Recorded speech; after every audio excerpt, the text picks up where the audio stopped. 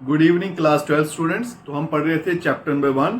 उसमें हमने स्टार्ट किया था रिलेशन। कल हमने उसके बेसिक कंसेप्ट और क्वेश्चन नंबर 1 जो था इनकम्प्लीट किया था, 4 पार्ट किए थे। नेक्स्ट पार्ट उसके करने वाले थे। आइए बेटा नेक्स्ट क्वेश्चन करते हैं। Relation R the set of human being in a town at a particular time is given by. Relation क्या है? X Y, X and Y work at the same place. अब जो मेरे क्वेश्चन है वो statement वाले हैं, तो स्टेटमेंट वाले क्वेश्चंस को कैसे हैंडल करेंगे वो देखेंगे। तो सबसे पहले रिफ्लेक्सिव पे चलते हैं।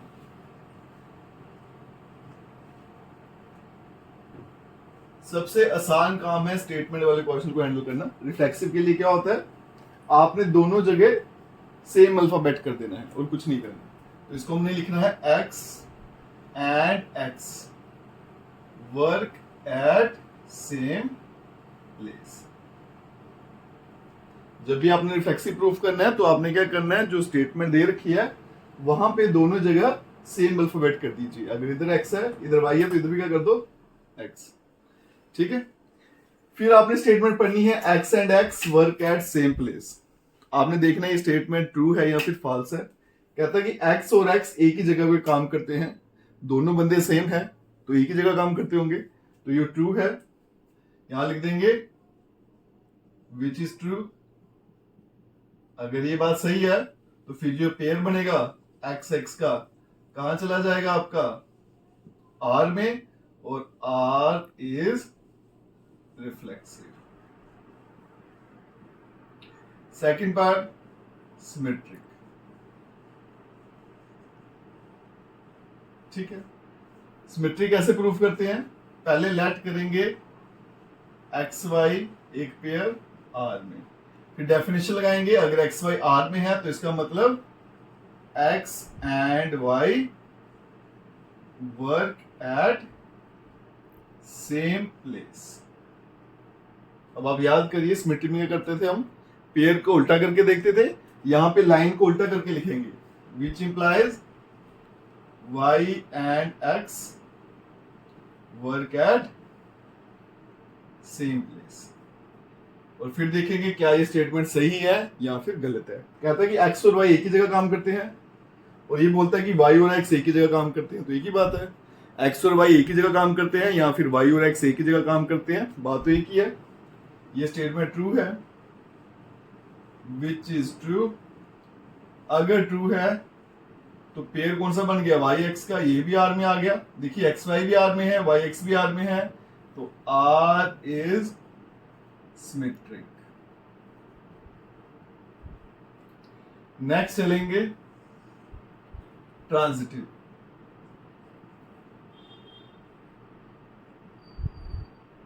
तो अगर आप याद करें तो ट्रांजिटिव के लिए मुझे दो पेयर लेने हैं, तो पहले लेट करेंगे दो पेयर, एक एक्स वाई और दूसरा y comma Z belongs to R. ठीक है।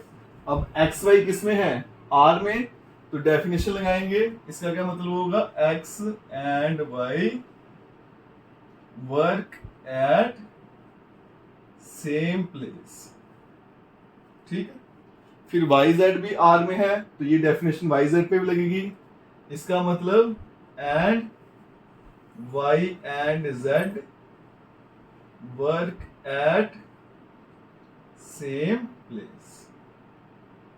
ठीक है।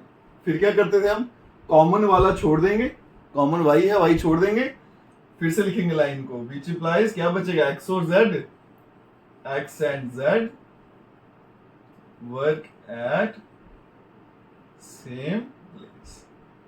तो देखिए एक्स और वाई दोनों एक ही जगह काम करते हैं, वाई और जेड ये भी एक ही जगह काम करते हैं, तो इसका मतलब एक्स और जेड ये भी एक ही जगह पे काम कर रहे हैं, तो ये ट्रू है, विच इज ट्रू। तो आपका ये पेयर जो है एक्स जेड ये भी कहां चला जाएगा, आर में। X Y Y Z R में है, वाई छोड़ दिया तो एक्स जेड वो भी आर में आ गया। इसका मतलब आर इज ट्रांजिटिव। तो आर रिफ्लेक्सिव भी है, सिमेट्रिक भी है, ट्रांजिटिव भी है, therefore R is equivalence relation. ठीक है। सारे क्वेश्चन सेम है, ऐसे ही डील करने हैं। नेक्स्ट क्वेश्चन में चलते हैं। बी पार्ट क्या कहता है, एक्स और वाई जो है ये एक ही लोकेलिटी में रहते हैं, एक ही लोकेलिटी मान लीजिए या एक ही शहर मान लीजिए। तो रिफ्लेक्सिव के लिए क्या करेंगे, दोनों जगह सेम अल्फाबेट लिख देंगे। तो क्या बनेगा, x and x live in the same locality, ये ट्रू है, विच इज ट्रू। एक्स और एक्स दोनों की लोकेलिटी क्या होगी, सेम, क्योंकि दोनों एक ही इंसान है, तो दोनों की लोकेलिटी सेम ही होगी, विच इज ट्रू। अगर ये ट्रू है तो फिर ये जो पेयर बना मेरा एक्स एक्स कहां चला जाएगा, आर में, तो आर हो जाएगा रिफ्लेक्सिव। सेकंड पार्ट देखिए, सिमेट्रिक।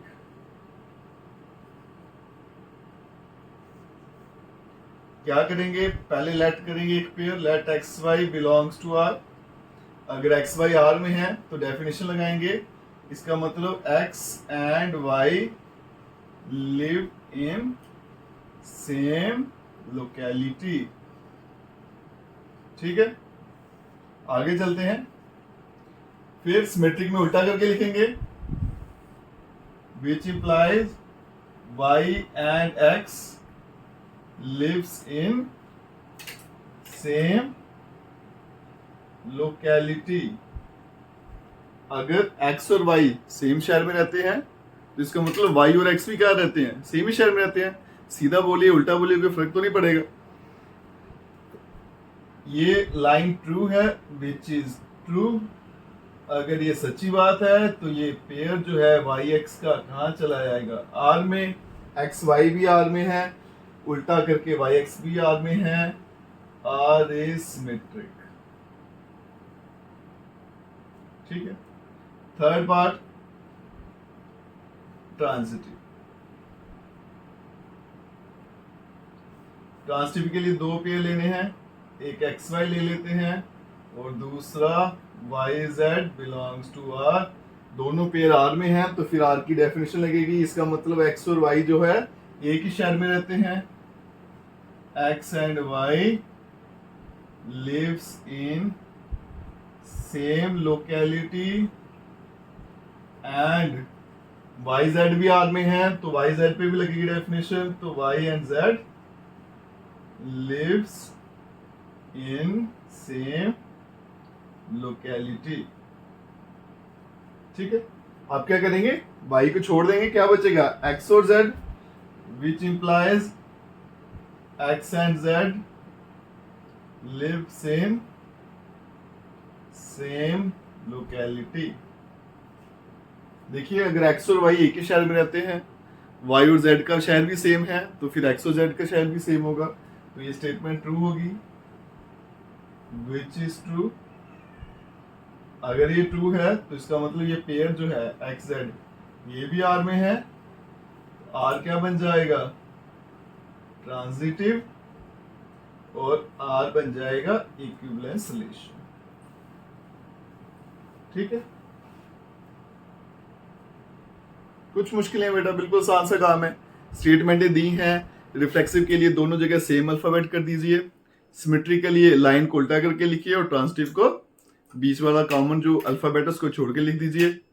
तीनों आंसर देखिए ट्रू है या फॉल्स है, जिसमें ट्रू आएगा तो वो बन जाएगा रिफ्लेक्सिव सिमेट्री ट्रांजिटिव, जिसमें फॉल्स होगा तो फिर वो वैसा नहीं बनेगा। नेक्स्ट पार्ट पे चलते हैं। तो चलिए बच्चों नेक्स्ट पार्ट पे चलते हैं। क्वेश्चन सेम रहेगा, बस रिलेशन चेंज है। एक्स जो है वाई से 7 सेंटीमीटर बड़ा है, ये आपको रिलेशन दे रखा है। तो रिफ्लेक्सिव में चलते हैं, क्या करेंगे, दोनों जगह सेम अल्फाबेट लिखेंगे तो स्टेटमेंट बन जाएगी x is exactly 7 centimetre taller than x. अगर आप स्टेटमेंट को पढ़ो तो ये कहता है कि एक्स जो है वो खुद से ही 7 सेंटीमीटर बड़ा है, ऐसा तो पॉसिबल नहीं है। कोई इंसान खुद से 7 सेंटीमीटर कैसे बड़ा हो सकता है, तो ये गलत है, विच इज फॉल्स। इसको हम फॉल्स लिखेंगे, तो इसका मतलब ये एक्स एक्स जो है आर के एलिमेंट नहीं है, तो आर इज नॉट रिफ्लेक्सिव। ए काम हो गया। दूसरा चलते हैं बेटा सिमेट्रिक।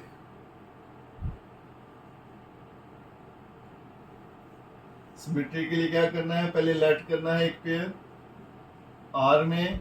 अगर एक्स वाई आर है तो ये वाली डेफिनेशन लगेगी इस पे, इसका मतलब एक्स जो है वो 7 सेंटीमीटर टॉलर है देन वाई।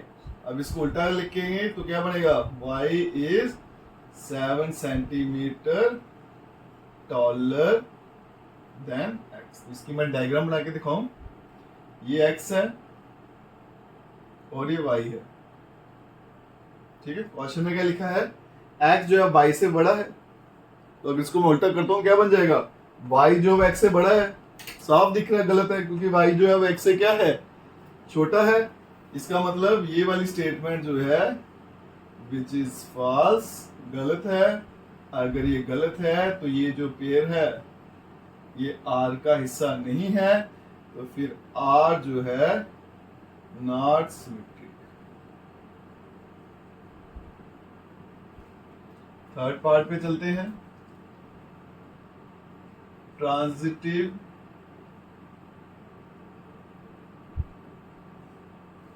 इसके लिए दो पेयर लेट करेंगे, X Y and Y Z belongs to R, ठीक है। तो लगाते हैं डेफिनेशन। इसका मतलब x जो है 7 सेंटीमीटर टॉलर है y से, और y जो है वो 7 सेंटीमीटर टॉलर है z से। फिर क्या करेंगे, y छोड़ देंगे तो क्या बनेगा, x इज 7 सेंटीमीटर, सॉरी यहां देखिएगा, एक चीज समझाना चाहूंगा। डायग्राम देखते हैं, ये आपका x है, ये y है और ये आपका z है, ठीक है। x जो है y से 7 सेंटीमीटर बड़ा है प्लस 7 है, y z से 7 सेंटीमीटर बड़ा है प्लस 7 है, तो x और z में कितना गैप आ गया, 7 और 7 14 सेंटीमीटर का। तो इस स्टेटमेंट के मुताबिक x जो है 14 सेंटीमीटर टॉलर देन z, ठीक है। लेकिन कितना होना चाहिए था, 7 सेंटीमीटर, यहां 14 सेंटीमीटर आ गया, फॉल्स हो गया, विच इज फॉल्स। अगर ये गलत हो गया तो एक्स जेड जो है आपको आर में नहीं मिलेगा, तो आर जो है इज नॉट ट्रांजिटिव, ठीक है बच्चों। चलते हैं नेक्स्ट क्वेश्चन पे। फर्स्ट पार्ट देखिएगा, रिफ्लेक्सिव। क्या बोला गया है, X is wife of Y, मतलब एक्स जो है वाई की वाइफ है, ये मेल है, इसको मैं प्लस कर देता हूं, ये फीमेल है, इसको माइनस कर देता हूं। तो पहली स्टेटमेंट क्या बनेगी, x is wife of x, ठीक है। एक्स जो है वो अपनी वाइफ खुद है, ये तो सरासर गलत है, विच इज फॉल्स। अगर ये गलत है तो एक्स एक्स जो है आर में नहीं जाएगा, आर इज नॉट रिफ्लेक्सिव। चलिए नेक्स्ट, सेकंड पार्ट चलते हैं इसका, सिमेट्रिक। सिमेट्री के लिए एक पेयर ऐड करना है, X Y belongs to R. X Y R में है तो फिर इन पे डेफिनेशन लग जाएगी। इसका क्या मतलब है, एक्स जो है वो वाइफ है वाई की, उल्टा पढ़ेंगे, Y is wife of X. अब देखेंगे सही है गलत है। ये कहते हैं कि एक्स वाइफ है, मतलब एक्स फीमेल है, वाई मेल है। और इधर क्या बन गया, वाई जो है मेल है और एक्स क्या है, फीमेल। तो मेल जो होता है वो एक्स की वाइफ नहीं हो सकता ना, वो तो उसका हस्बैंड होगा। तो ये स्टेटमेंट यहाँ पे क्या हो जाएगी, गलत हो जाएगी। तो इसका मतलब वाई एक्स जो है आर में नहीं मिलेगा, R is not symmetric. Third चलते हैं ट्रांजिटिव पे।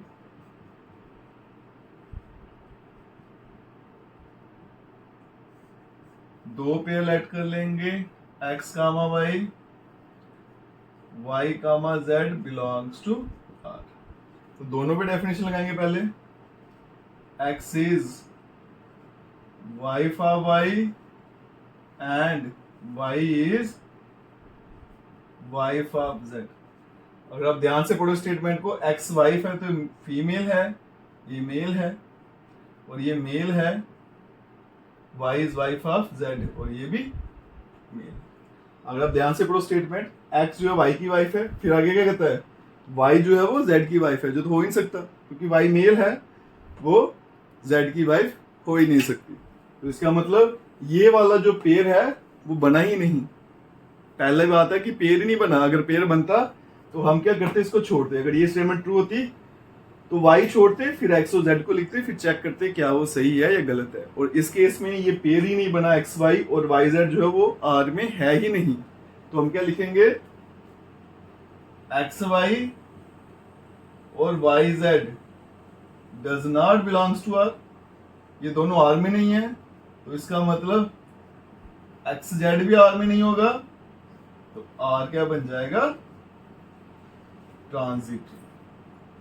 ठीक है बच्चों, मैंने लास्ट टाइम भी आपको बताया था पेयर बनना जरूरी है। अगर पेयर बनता है फिर कॉमन छोड़ते हैं, अगर वो सही होता है तो ट्रांजिटिव, नहीं होता नहीं। अगर पेयर बना ही नहीं है तो फिर क्या करते हैं, उस फंक्शन को हम क्या मान लेते हैं, ट्रांजिटिव। क्यों मान लेते हैं, क्योंकि वो पेयर बना ही नहीं। जब पेयर ही नहीं बना तो एक्स जेड आर में होगा ही नहीं, तो ये स्टेटमेंट ट्रू है, तो आर क्या हो जाएगा, ट्रांजिटिव। ठीक है, नेक्स्ट पार्ट पे चलते हैं। चलिए बच्चों, अब इस क्वेश्चन के लास्ट पार्ट पे चलते हैं। X is father of Y, इस तरह से स्टेटमेंट दे रखी है। तो सबसे पहले हम रिफ्लेक्सिव देखेंगे, कुछ नहीं करेंगे, वही काम, दोनों जगह सेम अल्फाबेट लिख देना बस। तो एक्स एक्स का बाप हो नहीं सकता, गलत है ये, विच इज फॉल्स। अगर गलत है तो फिर ये पेयर जो है आर में नहीं दिखेगा आपको, R is not reflexive. Second आ जाइए सिमेट्रिक।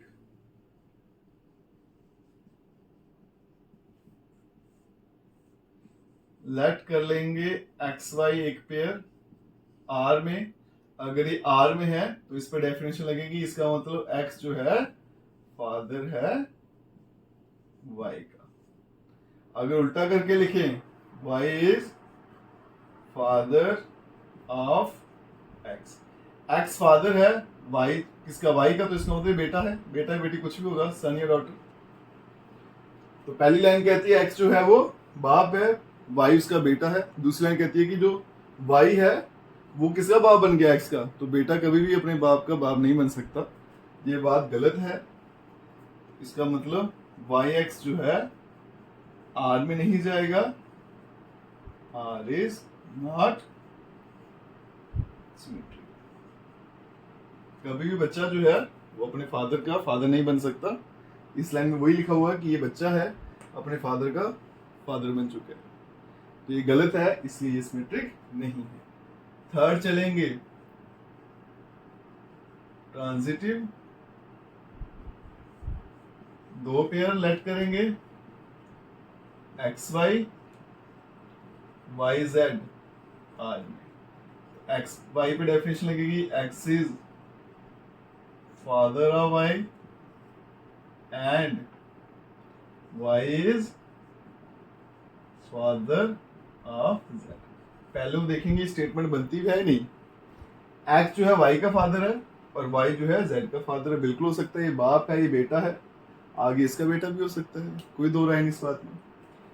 अगर आप इन दोनों को छोड़ दो वाई को, तो क्या बनेगा, x is father of Z, जो गलत होगा क्योंकि ये बाप है, ये इसका बेटा है, फिर बेटे का आगे बेटा है, तो ये जो है जेड इसका पोता है।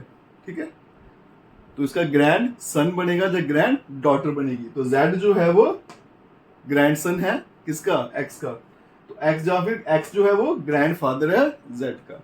X is father of Z, ये गलत है, विच इज फॉल्स। अगर ये गलत है तो ये पेयर जो है एक्स जेड आर में नहीं दिखेगा, आर इज नॉट ट्रांजिटिव। ठीक है बच्चों, लास्ट क्वेश्चन में और इस क्वेश्चन में एक ही फर्क है, वहां पे ये पेयर नहीं बन रहा था, यहाँ पे पेयर बन रहा था, वाई छोड़ दिया, फिर स्टेटमेंट लिखी, फिर चेक किया ये ठीक है या नहीं है। पिछले वाले क्वेश्चन में ये पेयर पॉसिबल ही नहीं थे, इसलिए उसको लिख दिया था हमने ट्रांजिटिव है। यहाँ पे हम पूरा वेरीफाई कर सकते हैं, अगर ये ट्रू होता तो ट्रांजिटिव, फॉल्स है तो नॉट ट्रांजिटिव। चलते हैं आप क्वेश्चन नंबर 2 पे। चलिए बच्चों, हम चलते हैं क्वेश्चन नंबर 2 पे। क्वेश्चन नंबर 2 जो है इंपॉर्टेंट है, एग्जाम में भी पूछा जाता है। क्वेश्चन नंबर 2 हो गया, 3, 4, 5, अब जितने भी आएंगे सारे इंपॉर्टेंट क्वेश्चन है। तो आ जाइए, आपको क्या दे रखा है, relation A less than equal to B square, ना तो रिफ्लेक्सिव है, ना सिमेट्रिक है, ना ही ट्रांजिटिव है। क्वेश्चन में साफ साफ बोल दिया गया है कि ना ये रिफ्लेक्सिव है, ना सिमेट्रिक है, ना ही ट्रांजिटिव है। आपको बस प्रूफ करना है कि ये ना तो रिफ्लेक्सिव है, ना सिमेट्रिक है, ना ही ट्रांजिटिव है। जब किसी भी चीज़ को गलत प्रूफ करना होता है तो उसके लिए क्या करते हैं हम, एक एग्जाम्पल दी जाती है, ठीक है, वो एग्जाम्पल उसको गलत प्रूफ करेगी और हमारा आंसर आ जाएगा। अब चलते हैं क्वेश्चन पे। सबसे पहले रिफ्लेक्सिव,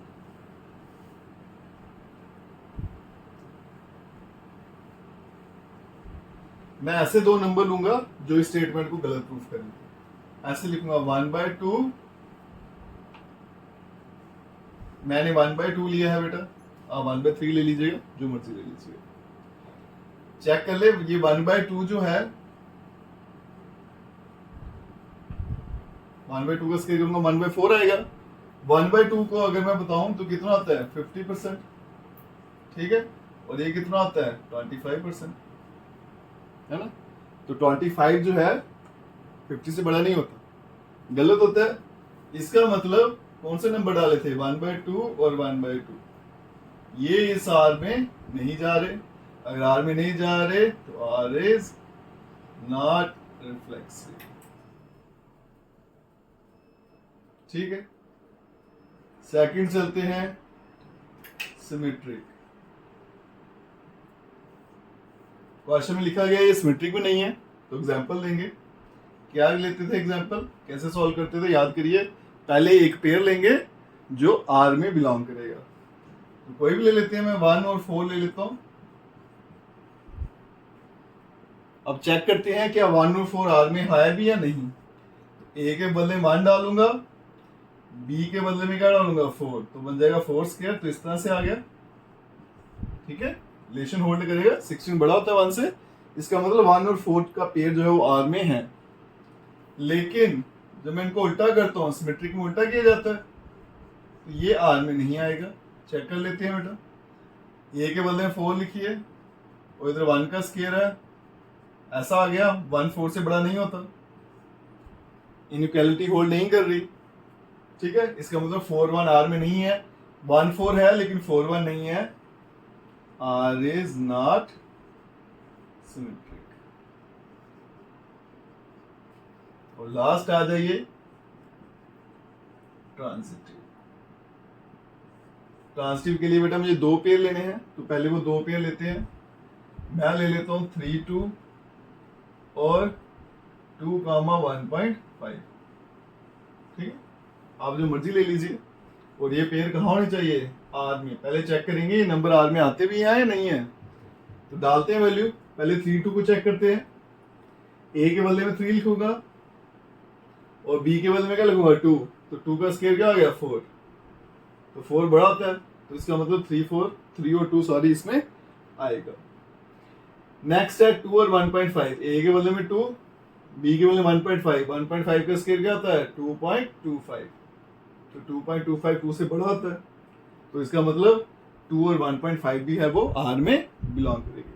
ऐसा नहीं है कोई भी पेयर लिख दिया, उसको वैल्यूज डाल के देखिएगा ए और बी के बदले में, अगर ये कंडीशन होल्ड करेगी तो वो पेयर आर में होगा, अदरवाइज नहीं होगा। अब 2 को छोड़ देते हैं, क्या बन जाएगा बेटा, 3 और 1.5, ये आर में नहीं जाएगा। चेक कर लेते हैं, ए के बदले में 3 डाला, बी के बदले 1.5, 1.5 का स्क्वायर क्या होता है, 2.25, ये बड़ा नहीं होता है 3 से, है ना, तो इनइक्वालिटी गलत होगी। इसका मतलब ये वाला पेयर आर में नहीं है, तो इसका मतलब आर इज नॉट ट्रांजिटिव। मैंने ये एग्जांपल ली है, आप कोई भी नंबर ले सकते हो, लेकिन जो भी पेयर लोगे बेटा ध्यान रखना, वैल्यूज डाल के चेक करिएगा पहले कि वो पेयर आर में होना चाहिए। ठीक है, नेक्स्ट क्वेश्चन चलते हैं। चलिए बच्चों नेक्स्ट क्वेश्चन पे चलते हैं। ये क्वेश्चन जो है बाकी क्वेश्चन के मुकाबले में थोड़ा इजी है। देखिए क्या है इसमें, रिलेशन दिया है b इक्वल टू a+1, बताना ये रिफ्लेक्सिव है, सिमेट्रिक है या फिर ट्रांजिटिव है, जो भी होगा। सेट आपको दे रखा है 1 2 3 4 5 6। तो स्टार्टिंग में याद करिए मैंने पढ़ाया था आपको रिलेशन बनाने के लिए दो परिवार चाहिए, तो उस परिवार आपको दे रखा है 1 2 3 4 5 6। तो मैंने ये भी बताया था अगर एक ही सेट है तो दूसरा सेट भी सेम ही लेंगे, क्योंकि परिवार दो होने चाहिए। आगे ये वाले सारे नंबर इनको ए बोलता हूँ, इन सभी नंबरों को मैं बी बोलता हूँ। क्या दे रखा था, b इक्वल्स टू a+1, ए की वैल्यू डालते जाएंगे बेटा, b का आंसर आता जाएगा। ए का पहला आंसर क्या है बेटा, यहाँ देखो 1, यहाँ 1 लिखूंगा a के बदले में, तो 1 + 1 इक्वल्स टू 2। नेक्स्ट a की वैल्यू 2, तो 2 + 1 3। a की वैल्यू 3, b बन जाएगा 4, a की वैल्यू 4, b बन जाएगा 5, a की वैल्यू 5, b बन जाएगा 6, और a की वैल्यू 6 आएगी, b आ जाएगा 7। b की लास्ट वैल्यू कितनी है बेटा, 6 है, तो ये वाला पेयर कैंसिल आउट हो जाएगा। अब मैं r बनाता हूँ, r में कौन सा पेयर आ रहा है पहले, 1 और 2। नेक्स्ट बेटा 2 3, फिर आ रहा है 3 4, फिर बेटा 4 5, 4 और 5, फिर आ रहा है 5 और 6। ठीक है, ये सारे पेयर किसके आ, यार के। अब चलेंगे पहले चेक करते हैं रिफ्लेक्सिव है या नहीं। तो याद करिए रिफ्लेक्सिव के लिए कहाँ जाना है मुझे, सेट ए पे, और उसके सारे जो नंबर हैं उनका पेयर कहाँ होना चाहिए, आर में। तो 1 का पेयर आर में है, 1 1 आर में है, नहीं है, 2 2 भी नहीं है, 3 3 4 4 5 5 6 6। ठीक है, तो इसका मतलब रिफ्लेक्सिव नहीं है। तो क्या लिखेंगे, a does not belongs to R for all a belongs to a। मतलब a में जितने भी नंबर हैं उनका पेयर जो है R में नहीं मिल रहा, इसका मतलब R is not रिफ्लेक्सिव। तो ये रिफ्लेक्सिव नहीं है। दूसरा आ जाइए सिमेट्रिक।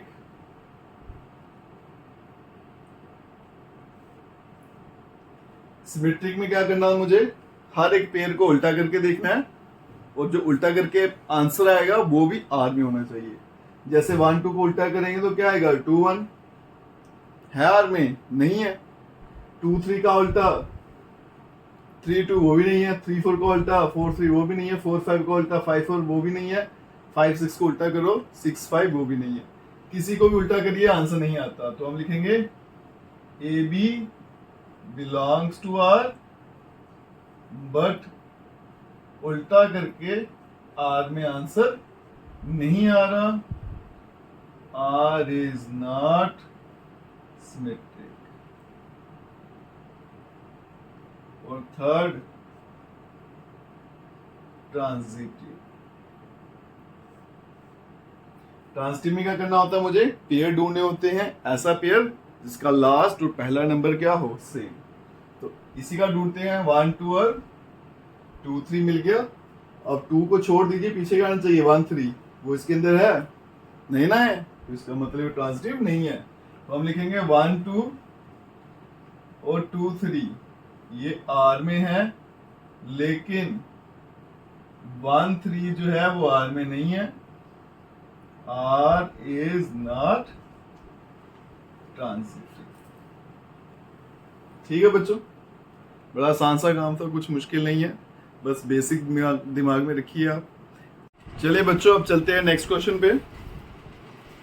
नेक्स्ट क्वेश्चन में रिलेशन आपको दे रखा है, क्या बोला गया है कि ये रिफ्लेक्सिव है, ट्रांजिटिव भी है और सिमेट्रिक नहीं है। तो जो नहीं है उसके लिए क्या करना है, मुझे एग्जांपल दे देनी है, बाकियों को जनरल फॉर्म में हम प्रूव करेंगे। तो पहले आ जाइए रिफ्लेक्सिव। तो रिफ्लेक्सिव में क्या करेंगे बेटा, हम रिफ्लेक्सिव जो है बस प्रूफ करना है, यहाँ पे दोनों जगह सेम अल्फाबेट कर देंगे। ठीक है, फिर चेक करेंगे क्या ये कंडीशन सही है या गलत है। तो लेस देन इक्वल टू मतलब दोनों में से कोई एक होना चाहिए। ए और ए आपस में क्या होंगे, बराबर ही होते हैं, इक्वल टू इक्वालिटी होल्ड कर जाएगी। तो इसका मतलब ए और ए का पेयर कहां चला जाएगा, आर में। तो आर बन गया रिफ्लेक्सिव। दूसरा आ गया सिमेट्रिक। सिमेट्रिक ये नहीं है, उसके लिए क्या करेंगे, एग्जाम्पल दे देते हैं। तो हम एक पेयर ले लेते हैं 1,4 बिलोंग्स टू आर। पहले चेक करेंगे क्या ये आर में है भी है या नहीं। ए के बदले में क्या लिखना है 1 और बी के बदले में 4। तो 4 जो होता है 1 से बड़ा होता है, तो इसका मतलब 1 4 इसमें जाएगा। लेकिन अगर उल्टा कर दें तो क्या बनेगा 4 1, वो आर का मेंबर नहीं है। चेक कर सकते हो आप, ए के बदले में क्या लिख देंगे 4, बी के बदले 1, और 1 ना तो बराबर है 4 के, ना ही 4 से बड़ा होता है, तो 4 1 नहीं जाएगा। R is not symmetric. Next चलते हैं ट्रांजिटिव पे। उसके लिए 2 पेयर लेने हैं, क्योंकि ट्रांजिटिव वो है, बस प्रूफ करना है। ए बी और बी सी दोनों कहां पे लेने हैं, आर पे। अगर ए बी यहां बिलोंग करता है, इसका मतलब A less than equals to B and B less than equals to C. इसका मतलब A less than equals to C, है ना। ए बी से छोटा है, बी सी से छोटा है, तो ए से छोटा होगा। जहां पे देखिए, इनको अगर कंबाइन करके लिखूं, ए बी से छोटा है, बी सी से छोटा है, तो आपका जो ए है वो क्या है, सी से छोटा है। ठीक है, तो अगर कॉमन छोड़ दे तो भी स्टेटमेंट क्या रही मेरी, ट्रू रही। तो इसका मतलब आर इज ट्रांजिटिव। ठीक है बेटा, इसी के साथ एक क्वेश्चन भी प्रूव हो गया। नेक्स्ट क्वेश्चन पे चलते हैं। चलिए बच्चों, नेक्स्ट क्वेश्चन पे चलते हैं। तो नेक्स्ट क्वेश्चन क्या कहता है, रिलेशन आपको दे रखा है, क्या ये रिफ्लेक्सिव है, सिमेट्रिक है या ट्रांजिटिव है, वो प्रूफ करना। तो पहले चलते हैं बेटा रिफ्लेक्सिव पे। तो मैं यहां एग्जांपल देता हूं, 1/2 ले लेते हैं।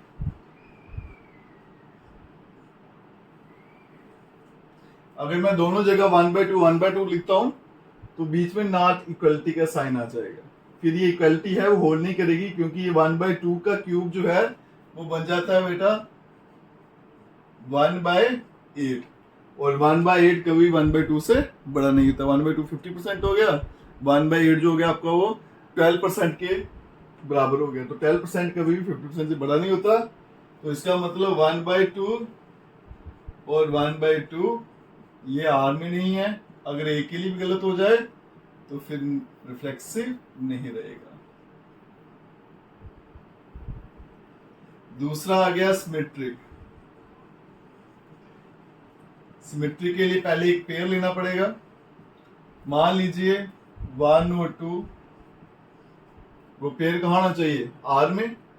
तो ए की वैल्यू 1 डाल दीजिए, बी का क्यूब 2 का क्यूब करेंगे तो 8। तो रिलेशन होल्ड कर रहा है इनमें, तो इसका मतलब 1 2 आर में है। लेकिन अगर इनको उल्टा कर दूं फिर आर में नहीं जाएगा। चेक कर लेते हैं बेटा, ए की वैल्यू 2 डालते हैं और बी के बदले मान लिखते हैं। 1 2 से बड़ा नहीं होता, इनइक्वालिटी होल्ड नहीं की, इसलिए 2 1 आर में नहीं है। तो इसका मतलब R is not symmetric. Next चलते हैं ट्रांजिटिव। ट्रांजिटिव के लिए बेटा मुझे 2 पेयर लेने हैं। तो मैं ले रहा हूं एक 100 और 5 ले लेते हैं, और दूसरा ले लेता हूं 5 और 3 बिलोंग्स टू आर। चेक कर लेते हैं पहले, ये पेयर आर में है नहीं। ए की वैल्यू 100 डालूंगा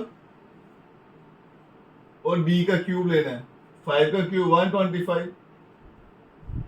इनइक्वालिटी होल्ड करेगी, 125 बड़ा, तो ये पेयर आर में है। फिर 5 और 3 चेक कर लेते हैं। ए की वैल्यू 5, 3 का क्यूब क्या होता है 27। अभी भी इनइक्वालिटी होल्ड करेगी, 27 बड़ा होता है, तो ये पेयर भी आर में है। लेकिन अगर 5 छोड़ दे तो पीछे क्या बचेगा, 100 और 3, ये आर में नहीं है। क्यों नहीं है? ए की वैल्यू 100 है, 3 का क्यूब 27। अब मेरी इनइक्वालिटी होल्ड नहीं करेगी, 27 100 से बड़ा नहीं होता, तो इसका मतलब R is not ट्रांजिटिव। ठीक है बच्चों, तो आज का जो हमारी काम है चैप्टर 1 का, उसको हम यहीं पे रखते हैं क्वेश्चन नंबर 5 तक। नेक्स्ट जो है क्वेश्चन नंबर 5 से कंटिन्यू करेंगे। बाकी चैनल को सब्सक्राइब, लाइक, शेयर, कमेंट जरूर करिएगा।